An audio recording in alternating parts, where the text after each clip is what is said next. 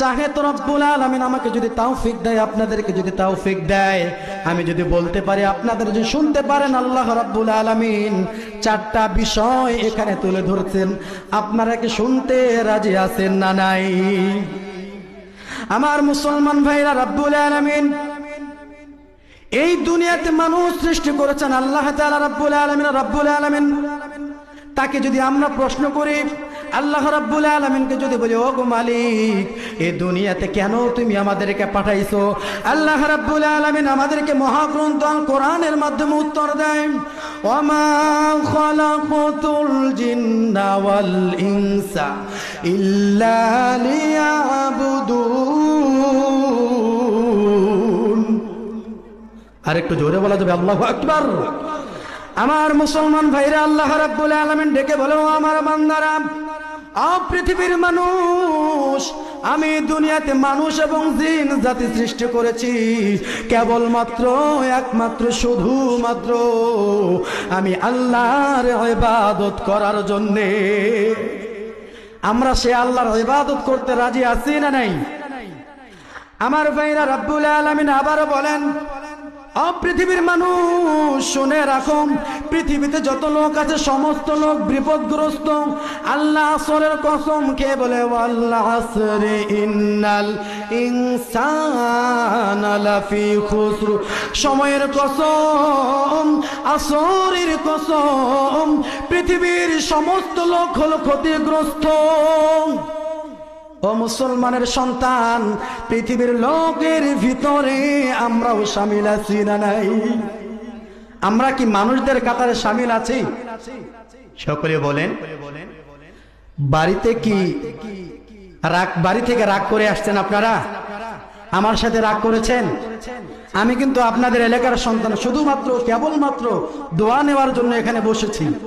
আপনারা কি চান আপনাদের এলাকার কৃতি সন্তানগুলো, সেই ছোট্ট ছোট্ট খোকাগুলো এবং আজকের তরুণ বক্তাগুলো আল্লাহ সারা পৃথিবীর ভিতরে কবুল করুক ইসলামের জন্য? আপনারা কে কে চান রবকে খুশি করার জন্য? 2 হাত তুলে দেখাই। আল্লাহ আমাদেরকে কবুল করুক, বলেন না আমিন?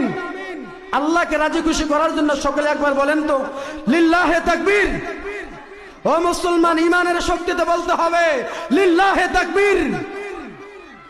আমার ভাইরা, রাব্বুল আলামিন বলেন, ও মানুষ, পৃথিবীর সমস্ত ব্যক্তি হলো ক্ষতিগ্রস্ত কেবলমাত্র, একমাত্র, শুধুমাত্র একটা ব্যক্তি ছাড়া, যাদের ভিতরে এই গুণগুলো আছে, ইল্লাল্লাযীনা আমানু ওয়া আমিলুস সালিহাত। মুসলমানের সন্তান, রাব্বুল আলামিন বলেন, আমার বান্দারা যারা কেবলমাত্র শুধুমাত্র ঈমান এনেছো, সৎ আমল করেছো, নেক আমল করেছো, তারা ব্যতীত আমার ভাইরা বলতে চাই, আমরা যে মুসলমান দাবি করি, আমাদের বুকে কি ঈমান আছে না নাই? আপনাদেরকেই তো বলছি, জোরে বলা লাগবে, আমাদের বুকে কি ঈমান আছে না নাই?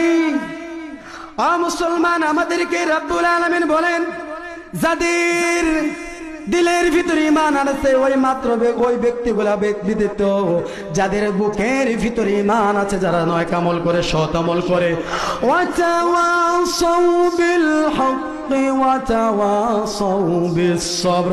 সর্বদা আপনার মাথার উপর যদি কোনো কাফেরের বাচ্চা, ইহুদির বাচ্চা, নাসারার বাচ্চা আপনার মৃত্যুর জন্য মৃত্যু কামনা করে, মৃত্যুর আগ পর্যন্ত যদি আপনার মাথায় যদি গুলি ধরে রাখে, রাইফেল ধরে রাখে, আপনি সদা হকের পথে থাকতে রাজি আছেন না নাই?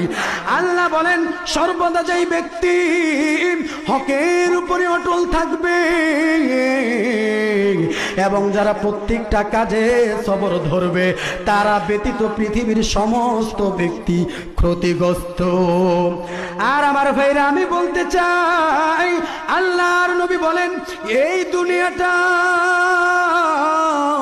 কাফেরদের জন্য হলো জান্নাত, আর মুসলমানদের জন্য হলো জেলখানা। ও মুসলমান, এই দুনিয়াতে হকের কথা বলবেন, কালেমার কথা বলবেন, ইমানের কথা বলবেন। আপনার পাশে কিছু মুসলমান আপনারা দেখতে পারবে না, আপনার কথা শুনতে পারবে না, তারা আপনারও জানতে আপনার গালি দিবে। ও মুসলমান, আমি বলতে চাই, কোন ব্যক্তি যদি নিজেকে ইমানদার দাবি করতে চায়, কোন ব্যক্তি যদি নিজেকে এরকম কালিমা পাঠ করা, কালিমার উপর অটল থাকা মুসলমান হিসেবে দাবি করতে চায়, ও মুসলমানের সন্তান, আল্লাহ বলেন যারা কালিমা এবং ঈমান আনছে, যারা নাকি হকের উপর অটল থেকেছে, যারা নাকি সদা সর্বদা ধৈর্য ধারণ করেছে, সবর ধারণ করেছে, যারা নেক আমল করেছে, এই ব্যক্তিগুলা ব্যতীত পৃথিবীর সমস্ত ব্যক্তি ক্ষতিগ্রস্ত। এজন্য রাব্বুল আলামিন তার পয়গম্বর আখির নবী বিশ্ব নবীরে ডেকে বলে, ইয়া রাসূলুল্লাহ, ইয়া হাবিবাল্লাহ, আপনার কেন উম্মতরা কোরআনের পক্ষে আসে না? ও নবীজি, তারা কেন তাদের জীবনটার কোরআন অনুযায়ী চালায় না? তারা কেন তাদের প্রত্যেকটা কাজ কোরআন অনুযায়ী চালায় না? তারা কেন রাষ্ট্রটার কোরআন অনুযায়ী চালায় না? ইয়া রাসূলুল্লাহ, ইয়া হাবিবাল্লাহ, যারা আমার উম্মতের ভিতর, নবী বলেন যারা আমার উম্মত, যারা কোরআন অনুযায়ী জীবন চালাবে, রাসূলের কথা মতো জীবন চালাবে, রাসূলকে ইত্তেবা করবে। ও মুসলমান, আল্লাহ রাব্বুল আলামিন বলে যারা কোরআন অনুযায়ী প্রত্যেকটা কাজ করে নেবে, আল্লাহ বলে ও নবীজি, আমি আল্লাহ স্বয়ং ওই ব্যক্তিটার জীবনের পরিচালক হয়ে যাব। আমার মুসলমান ভাইরা,